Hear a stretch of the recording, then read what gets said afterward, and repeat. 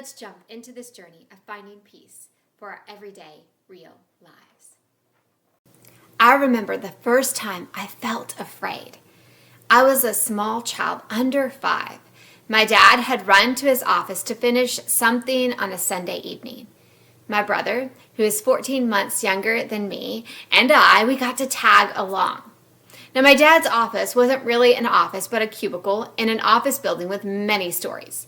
No one else was working, so my brother and I were permitted to run around the maze of cubicles. It was all fun and games, until I ended up separated from my brother and lost in the maze. In my little mind, I thought I would be lost forever. I thought I'd never see my family again. I looked at what I feared, and all reason fled. In my little mind, I did not reason with myself. I didn't say to myself, it's Sunday. This place will be full tomorrow morning, and someone will spot me and help me find my parents. Now, I'm sure that would have been true if I had been stuck there all night. Someone would have found me on Monday morning and connected me with my parents. I could have told myself even better truths, though. I could have told myself, your dad loves you, and he will not rest until he finds you. Those were absolute truths. I could have told myself these truths, and it wasn't like my dad would have had to search very long. He knew I was in that office building on his floor. And in fact, he did find me fairly quickly that evening. I just couldn't reason with myself until that moment. Instead, all I could fathom was my fear playing out. All I could fathom was being separated from my family forever. Because of that story and others I've told during our time together, you may think that much of my life was fear-filled. But let me tell you some other stories that, if you had heard first, would have brought about a different conclusion. If you'd heard these stories first, you may have concluded fear was never a foe in my life. Growing up, my pastor was mission-minded. He believed the Great Commission to the point that he sought to equip his people to share our faith at home and to the ends of the earth. My pastor led our church to be mission-minded too. So as a high school student, I had and took opportunities to go to other places to share the gospel of Jesus. My first mission trip took me to inner city Miami, Florida, where drugs and crime were prevalent. I and others on the trip walked through training on how to make safe, smart choices in the area. And we were warned that even when making safe, smart choices, there could be moments of danger. But I really wasn't afraid. I knew we had peace to deliver to the little children who lived in the inner city, and my focus was on bringing them the hope that they too could have peace with God. Such focus helped when an adult who was supposed to be teaching our first group of kids suddenly panicked. The children were filing into the room. We had prepared this room for them. We had a whole fun day of activity planned for them. But they'd also be invited to sit and receive truth about having peace with God. As they were filing in, the adult looked at me with eyes wide and said she didn't feel like she could teach. She was afraid. Maybe it was stage fright. I don't know. All I know was that I knew I could teach the kids.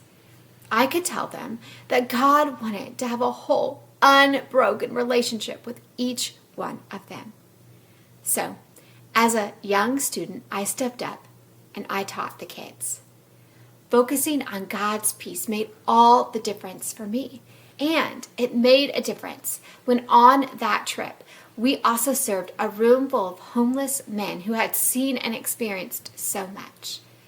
Focusing on God's peace also made the difference when I was presented with a mission trip opportunity to a country that is hostile to the gospel.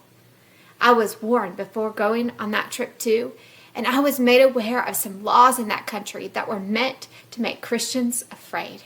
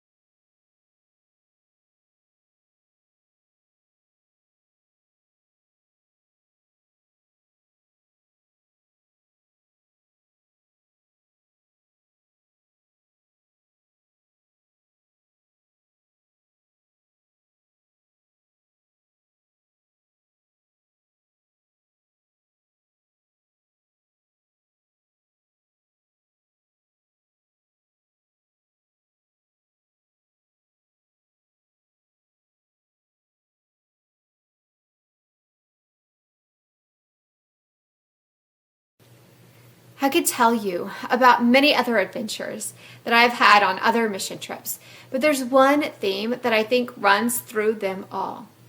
As I look back, what I feared most was broken relationships. And what gave me courage was a whole relationship. What gave me practical peace was wholeness with God. I was often willing to suffer if needed and to enter dangerous situations because I knew that peace with God is forever. Not even death gets to steal my peace. Instead, death may be the doorway through which I get to experience the presence of peace more fully. If I die before Jesus returns, I will be welcomed into God's physical presence because I have a whole, unbroken relationship with Him.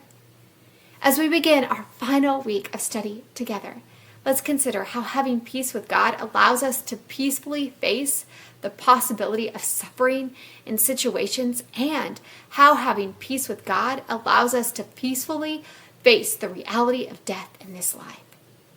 The question this week is, can the peace God gives carry us through the grave and into all He has promised?